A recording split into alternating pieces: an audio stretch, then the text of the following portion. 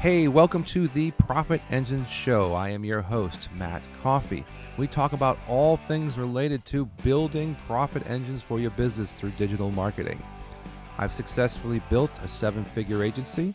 Practice Bloom is our medical side. Customer Bloom is our standard side. We are here to help you get educated on the things that have made us successful, made our clients successful, and will make you successful. So stay tuned for this podcast where we'll go through case studies and strategy and all things related to help grow your business.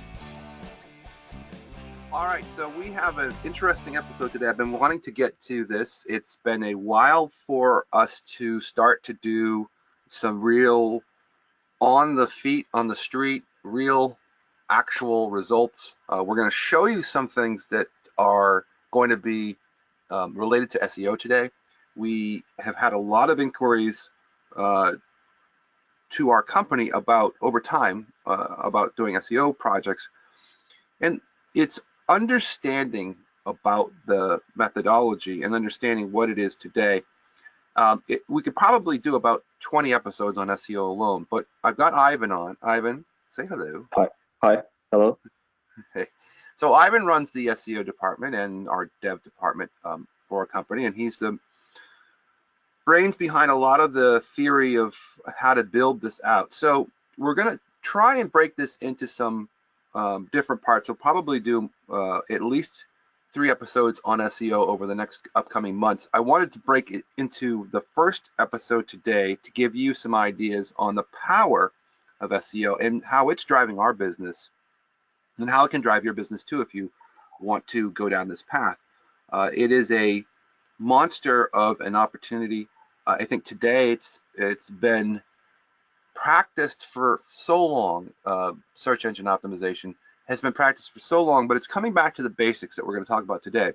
Now, I'm going to show you some examples so you can put this into your sort of progress. So if you can see this video, if you're watching this video, but I'll explain it to you if you're listening. I just took a normal website. I took Time magazine, which is a normal sort of bellwether of activity. You can see their graph for the traffic sort of stays somewhat steady and rising over time. Over the last couple of years, it sort of just grows a little bit over time.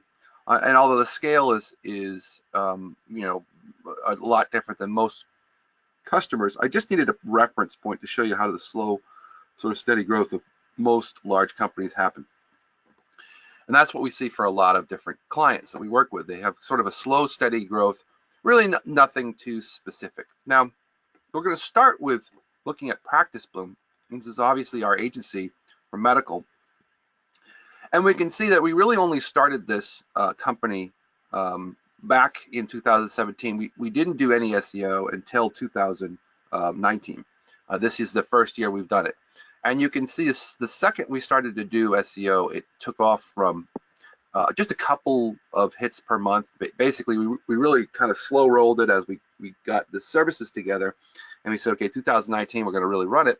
And now you can see it's gained from nothing, really literally just a couple of hits per month to continually growing upwards to 750 hits a month. And it's going to continue to rise. So you can see the impact of SEO has had I would say, tenfold or maybe even higher, maybe 20-fold increase in traffic since we started. Now let's go over to stuff that we're working on for clients. So you can see a couple of client-based examples. So this is our stuff. And just so you can put this into reference, if you look at our organic keywords, if you can see this, so this is a tool called Ahrefs that we use. You can see we're in position number 1 for the terms that we would normally expect for a medical marketing, which is chiropractor SEO, plastic surgery SEO, medical marketing, medical spa marketing, SEO for plastic surgeons.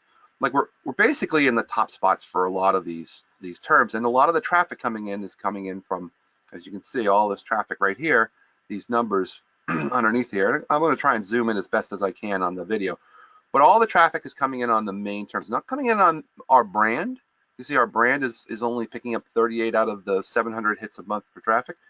But our main solution for our space in the medical marketing is bringing in the lion's share of traffic. And those are the people who are literally every day, coming into our website, clicking on get started, and getting an appointment with me. So I speak with probably 2 to 3 people a day who have found us naturally and are interested in our marketing. So this is, no cost, no ad cost, no AdWords, no Facebook marketing. This is straight out coming directly to our website and converting as clients. Now, there's a lot to be said about our stuff, but let's go to a customer. So let's go to one of our medical clients. So here's the Gastro Center of New Jersey. And we can see we started with them. Basically, we bought this domain. Ivan, did we buy this domain in, I think in April? Yeah, it was a new domain. Yeah. So we bought this domain in April and started running SEO, and you can see 7 hits, 9 hits, 10 hits per month. And then all of a sudden it kicked in. Like Google all of a sudden said, I like this site. And it went from, a couple handful of keywords to now 7,800 keywords this is found for in the last couple of months. So really July through, and it's continuing its ascent. It's now reached 1,300 hits a month. And that's basically starting from 0 in July all the way to now, 3 months later, 1,300 hits a month of traffic. And that's just all natural, organic, not paid traffic. Same thing, the organic keywords started with nothing, basically, a handful of keywords to now 7,800 keywords being found for. And you can see, if you wanted to look at the organic keywords, again, this is sort of, I think, identifying really where this becomes effective, is the traffic is coming in from all of these different terms: back pain after colonoscopy, cost of colonoscopy,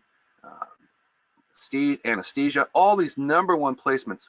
Colonoscopy NJ is #1, and all this traffic is coming in on all these terms.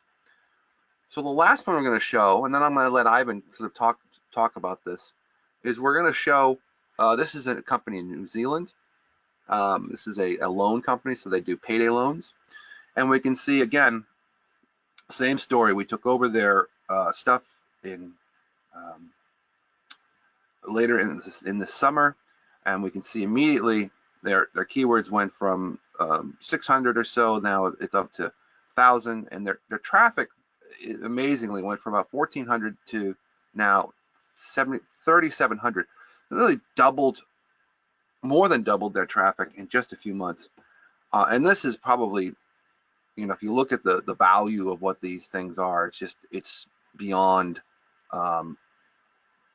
the numbers and the referring inbound now leads coming in. You can see all these loans for beneficiaries, New Jersey, bad credit loans, New Zealand, no credit loans, payday loans, all these things are screaming up to now #1 spots, and the traffic is just 200.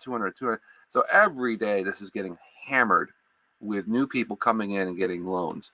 How much is this worth? It's probably hundreds of thousands. So we go on and on and on. We could show you so many of these examples of how SEO has had a dramatic, almost life-changing impact. I know for us, we've really seen the benefits to this. So I'd like to talk about how this is getting done, and just some of the very basics of what this really means. Because for businesses, this could mean that you could have a complete change of your business by, again, not paying for ads, but doing the organic content writing and link building that we do. But it's more than that. I think it's architecture, it's design. There's all these things now you have to think about when you're starting to do SEO, and Ivan's going to go through a bunch of this. But I wanted to say the most important impact filter that you're going to have to understand if you want to do SEO. SEO is not building a website.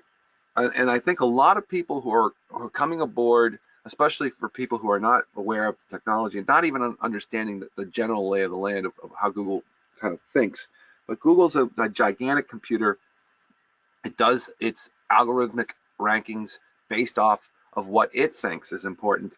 And when it thinks it's important, it will give you a signal to move up in the rankings so that you come into the first page for or #1 or #2 results for the query that if you put in to Google that you'll come up for your business. But that's not by just building a website and saying, hey, I have a website and I should rank because I'm important. Or I have a website and how dare Google not find me because I'm this very big company or I'm a very important company. It's absolutely imperative to understand that SEO is a process, a continual process. It is literally the same thing as having a car that is on a racetrack that you have to maintain, monitor, fix, adjust every single day. It is a monster business for us to take care of these clients. And it's hard to see that because there's a lot of things that go behind the scenes. So I'm going to let Ivan take over. Hey, Ivan, I'm going to hand the presentation wand over to you, and you can start talking about, I think, some of the most critical elements, which is just starting to plan out SEO, even to start with. Okay. Can you see my screen? I can. Yeah, okay. So the first thing that we do is, so most of the time the problem is when the client comes to us, the problem is that their site is just not rankable, and that's why we always offer a redesign or a redevelopment as a part of the package, because I mean it's just the truth. Most of the sites are just not rankable. They're too slow, they're too old, and their architecture is just not good for the users and for Google as well. So the first thing that we do is we do this monster project on the back end of finding all the keywords and topics that the competition is ranking for and that the client doesn't have. So, for example, the zebra loans, the zebra loans client, we were able to, when they got to us, their website was just a couple of pages and they didn't have like anything. They were ranking maybe for one or two terms. So the first thing that we did is we just went to Ahrefs, a tool that's actually really good at discovering what the competition is doing, and we just found out all the different topics like bad credit loans, cash advance, payday loans, personal loans, and so on. And we clustered them into topical clusters. So we created 5 to 6 pages that are topically clustered, and all these keywords, we rank for all these keywords by just having a few pages, not 50 or 60 pages. Right. So let's hold on there for a second. But it's not just the keywords. It's literally like giving Google a roadmap, like a Wikipedia almost like roadmap. So you have to actually write, you have to have really, really good content writers that can really articulate and understand how to write to Google. It's like almost like baking a cake for Google. If you bake it correctly, if you know how Google reacts to certain phraseology and there's sort of a semantic there's an ability to speak to Google in a way, and you have to know how to do that. Its semantic index is gotten sort of figured out by some people, and I think that's how we figured it out. We kind of went through the process of understanding what worked, and that to me is the secret formula, which is that you understand the latent semantic index within Google's framework to write to it properly so that it likes what you do, because that's when it gets kind of clusters around you, is it figures out, okay, well, this entity knows what I want to present to my end user. So that's what I want to make sure. It's not just putting in keywords into a paragraph and saying, oh, it should work. It's a completely different model. But even before that, we lay out the whole plan. So this is what actually happens on the back end, and this is the most important part. First, we lay out the entire architecture of so for example, you have one of our plastic surgery clients here. We lay everything up front, and this is how we know that Google is gonna like the website. And after that, we give every topic to the writer, who is a highly skilled writer and that knows exactly what to do with these keywords, not just keywords, the topics. Because Google, even though people say that you should only write for people, that's actually only half true. You have to write for people and for Google, because there is a lot of great content, quote unquote, that is never going to be found because it doesn't satisfy Google's algorithms. So you have to satisfy both parts of the equation. So that's the first part. That's the first part. So after we have the website done, after we have all of these done, we just move everything to the designer and then to the developer and then develop a new website. And this is where the true SEO begins. And it's actually like, as Matt has said, it's all about the basics now. It's all about providing Google and the users with great content and just building backlinks. And that's basically it. So what we do from then on is we analyze every page that we had built and use some tools that show correlation. So what does that mean? That means that if you have a signal that correlates positively or negatively, you actually want to work on that signal until you make it the same as the top 3 pages that are already ranking. And this is how you beat the algorithm. You will do this for every page, while at the same time boosting the user experience and boosting the backlink signals. And that's everything you have to do. And of course, one other part which is not as important, but if you don't have it right, it's gonna destroy your site, is the technical aspect. So we do all this site performance optimization, make sure that the client gets the best hosting around, and we're not cheap when it comes to web hosting, because web hosting is really important. You know, there are a lot of people that are hosting their sites on HostGator and all these other companies they're good for start, but they're not good for running a real business. And Yeah, all of so these things. Yeah. let me break in there. I think what most listeners should take out of your discussion is that this is a very proven model, meaning that we do this Yeah. over and over again. It's not short term, it's a long term. Yeah. You have to think about this in 6-month chunks at the very minimum, because it Yeah. takes time for one to write the content. Well, first, one, you have to build the infrastructure around the content topics and Yeah. research and competitive research. Like, that's probably, the most, when you start to think about it, it's the most intensive brain work to start Yeah. with, because you actually have to think about like the whole sort of spaghetti strands of how this is all going to get tied together. And then once you get to that, then you've broken it all out and we go to the next phase. Yeah. We really end up getting into like now development, design, technical aspects, because at the end of the day, even if you have the best content and you have crappy internal mechanisms, meaning that you try and put good content on a crappy website, it still Yeah. won't work, because you're not telling Google what it Yeah. wants. It wants it in a certain indexed format that matches today's AIs, which are Yes. really out there. There are just bots out there sucking in this information. Do it right, it will get found a lot Yeah. faster, obviously. But more important, as your point is, that when you start to get through now the second phase, right, we still need to do other things beyond Yeah. the content. So let's Yeah. talk about that real quick, because backlinks are something that everybody talks about, and Mhm. obviously, there's a whole litany of things that need to be done in order to think even now, how do you build backlinks? What's the best way? And I think it's almost like a resource allocation. It's like knowing where all the gold mines are in the United States to go find the best gold. Yeah. So what you were trying to say is that SEO is a very it's a holistic discipline. So it's not like it's just one channel and then we invest in that channel, and if it doesn't work, then in 2 months we're not gonna invest in it. This is not how SEO works.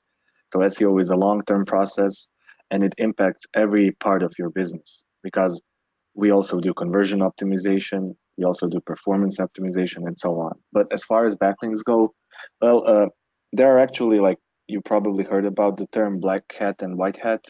And today, even if you let's just talk about backlinks for a second. One of the things that Google looks for is how popular your website is with other websites.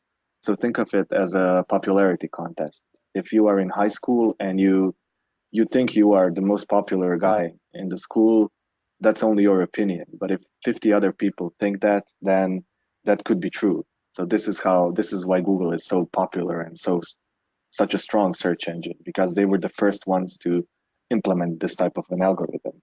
And even nowadays, like backlinks, they're probably around 25 to 30% of the algorithm. They go down each year, but it's also what I found out. It's also like the strength of the backlink is a periodic thing, which means there are periods in the year where backlinks are not as strong when Google dials them down, and then there are periods when they dial them up. So they always want to keep you on your toes. And nowadays backlinks are really strong again. So the way to get those backlinks is, unfortunately, Google doesn't want you to do anything about that. They think that that if you have a great enough content that you will be able to rank just by the quality of the content, which is just not true.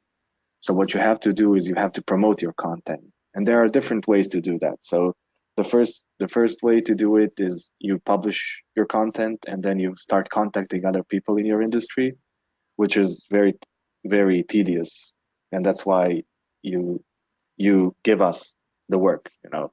And the other thing is you can buy those blinks, you know. And most of the people, unfortunately, in this industry is all about buying backlinks, because even if you do it completely according to Google's guidelines, most of the webmasters nowadays will always ask you to give them some money for the link. So for example, when we contact other people and tell them, look, we have the best content in the world, would you like to link to us? They always tell us, sure, that will be 50 or 100 or $200. Yeah. So you just Well, can't escape it. Yeah. I think that that would be, sort of an indication of the reality of, how the whole world works, right? No Yeah. one's going to do Yeah. something for free.